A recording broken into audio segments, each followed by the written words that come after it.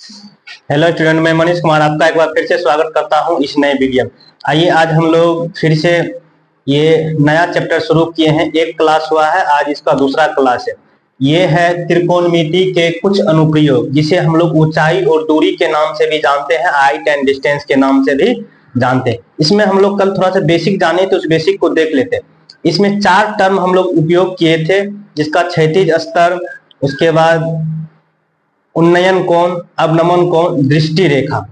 ठीक है, क्षैतिज स्तर हमेशा समांतर होगा, मतलब सीधी होगा, और दृष्टि रेखा आप जिधर देखिएगा, ऊपर देखिए नीचे देखिए, उसको दृष्टि रेखा बोलेंगे।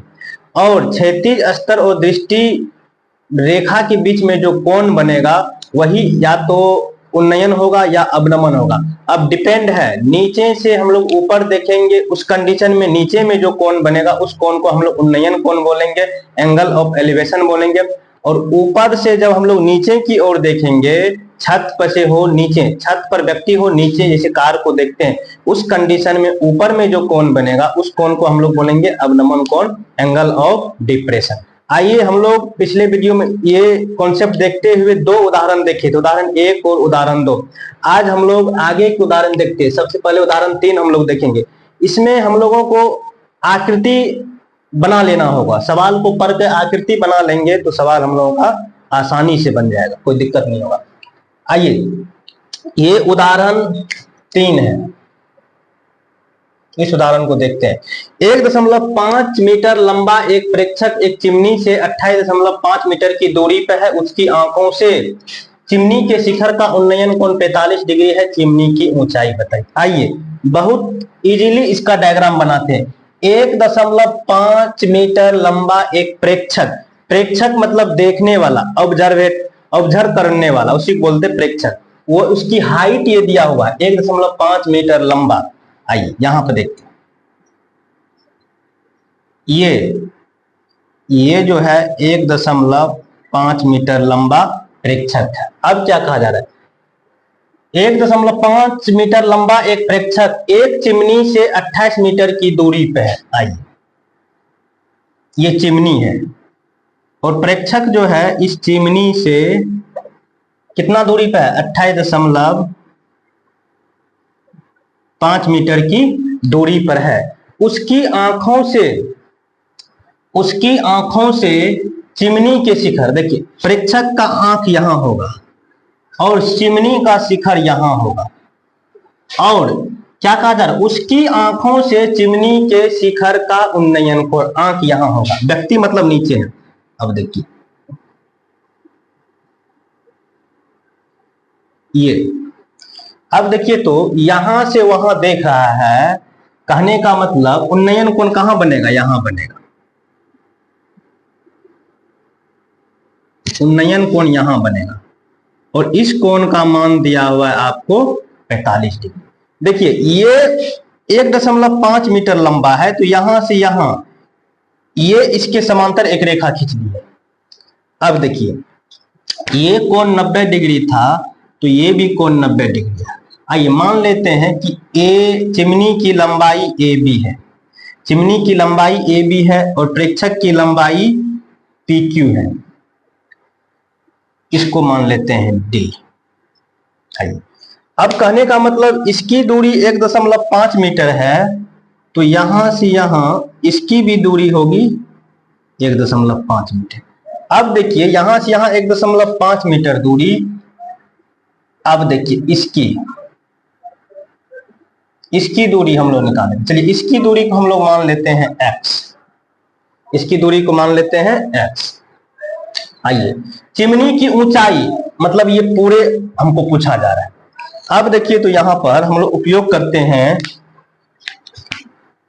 त्रिभुज PDA में, त्रिभुज PDA में हम लोग यहाँ पे क्या बोले, साइन कोस टेन में सब काम चल जाएगा। और इसको याद करने का क्या था, इस अनुपात को याद करने का,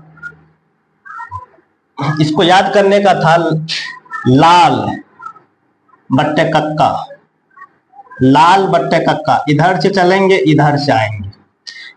एल बट्टे के लंब बट्टे कन, ए बट्टे के आधार बट्टे कन, एल बट्टे ए लंब बट्टे आधार। देखिए इसके लिए इस कोण की बात होगी तो सामने वाला आपका लंब हो जाएगा, मतलब ये आपका लंब हो जाएगा। इस कंडीशन में ये आधार हो जाएगा और ये हो जाएगा आपको काट। चिमनी की ऊंचाई मतलब ये निकाल देंगे और इसको जोड़ देंगे तो ये चिमनी की ऊंचाई हमें मिल जाएगा। चिमनी की ऊंचाई कहने का मतलब यहां पर चिमनी की ऊंचाई आपको ए बी हो जाएगा, यही आपको निकालना है चिमनी की ऊंचाई। आइए त्रिभुज पीडीए में देखिए, तो ये निकालना है, ये पता नहीं है, ये आधार पता है क्योंकि 28.5 ये है तो 28.5 ये भी हो जाएगा। लंब बटे आधार हम लगाएंगे tan थीटा, ये हो गया लंब, ये हो गया आधार, तुम लोगों का काम हो जाएगा। आइए यहां पर लगाते हैं tan, कोना के बदले देंगे p, tan p लंब बटे आधार, और p कोना के बदले आप क्या दीजिएगा 45 डिग्री, tan पे है। लंब के बदले क्या दीजिएगा, लंब के बदले AD और बटे PD। tan 45 का मान 1, AD को क्या माने हैं x और PD का मान क्या है 28, क्रॉस गुना कीजिए, इसीलिए x बराबर 28.5 मीटर, ये x निकल गया। लेकिन हमको चाहिए चिमनी की ऊंचाई, चिमनी की ऊंचाई, चिमनी की ऊंचाई x AD जोड़ DB, AD ही तो x है, x जो DB, और DB का मान 1.5 है, और x आप निकाले हैं 28.5 जो 1.5, और ये हो जाएगा आपको 30 मीटर। चिमनी की ऊंचाई जो आपसे पूछा जा रहा था, इस चिमनी की ऊंचाई आपको हो गया 30 मीटर। आइए अब हम लोग उदाहरण 4 देखते हैं। आइए हम लोग उदाहरण 4 देखते हैं। भूमि के एक बिंदु P से एक 10 मीटर ऊंचे भवन के शिखर का उन्नयन कोण 30 डिग्री है। भूमि के एक बिंदु, आइए भूमि पर कहीं एक बिंदु है, भूमि के एक बिंदु P से, चलिए यहां मान लेते हैं ये भूमि है और ये बिंदु P है, और भूमि से एक 10 मीटर ऊंचे, 10 मीटर ऊंचे भूमि के एक बिंदु P से एक 10 मीटर ऊंचे, अच्छा यहां देखिए ये भूमि है, यहां से ऊंचे, ये भूमि है, यहां बिंदु P है, इससे 10 मीटर ऊंचा ये भवन है। भूमि के एक बिंदु P से एक 10 मीटर ऊंचे भवन के शिखर का उन्नयन कोण 30 डिग्री है। यहां से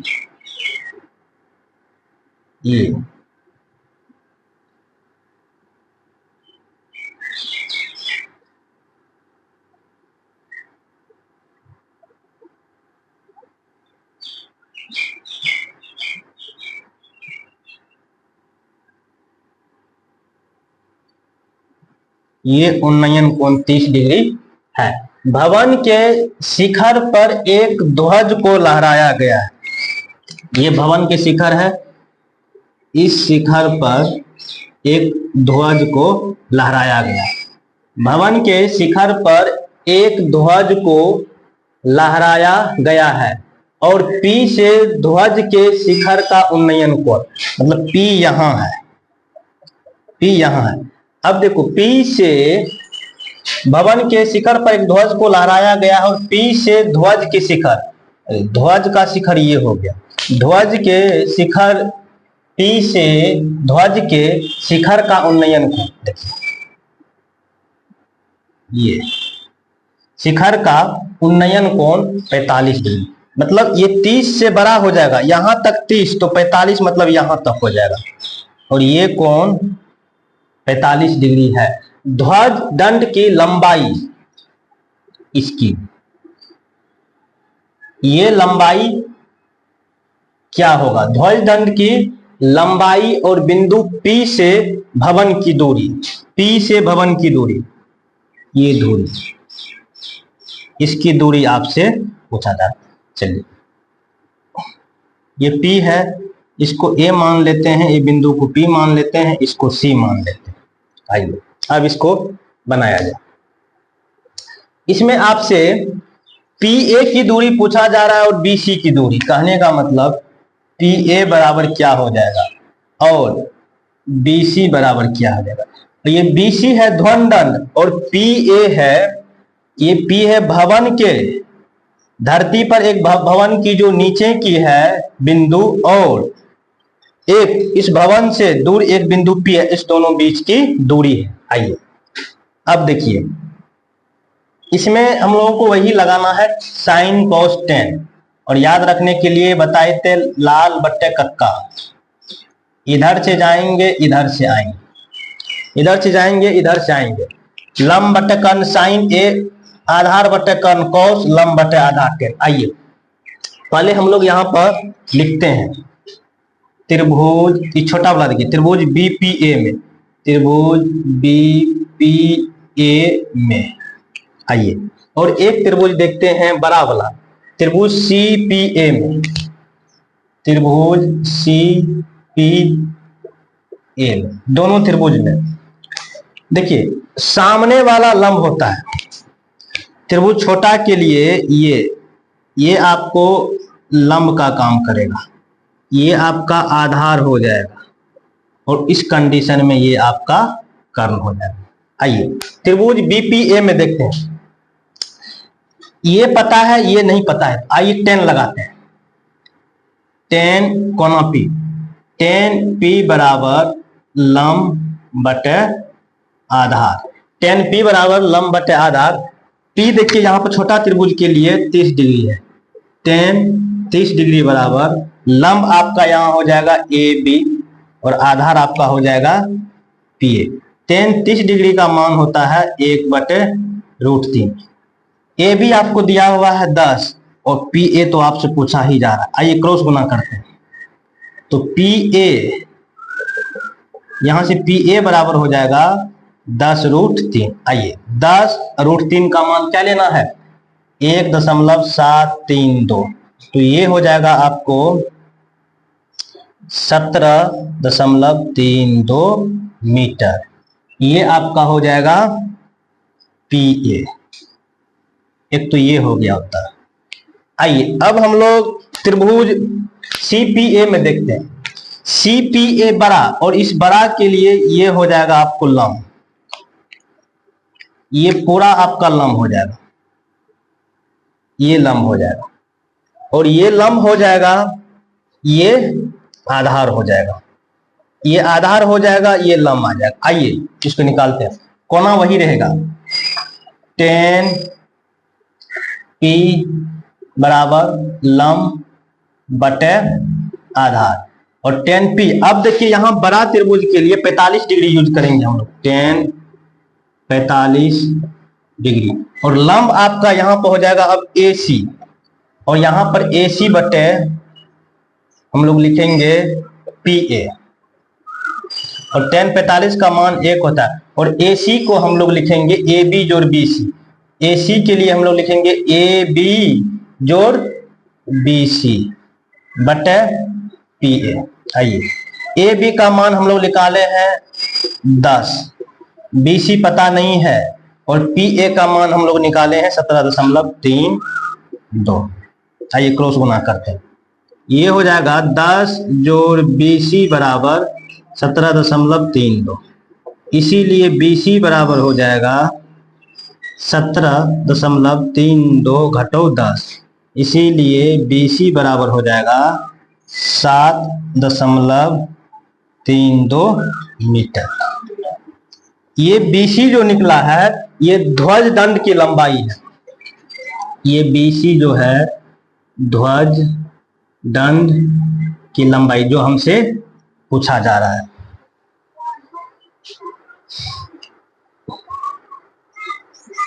हम लोग आज उदाहरण 3 और 4 किए हैं।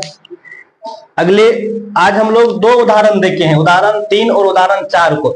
अगले क्लास में हम लोग उदाहरण इसमें और बच गया है, अगले वीडियो में देखेंगे। यदि ये वीडियो आप लोगों को पसंद आता है, देखने में समझ आता है, चीज सीखने को मिलता है, तो दोस्तों के साथ भी शेयर कीजिएगा। और इसमें कहीं समझने में कहीं से दिक्कत आती है तो कमेंट बॉक्स में जरूर पूछिएगा। धन्यवाद।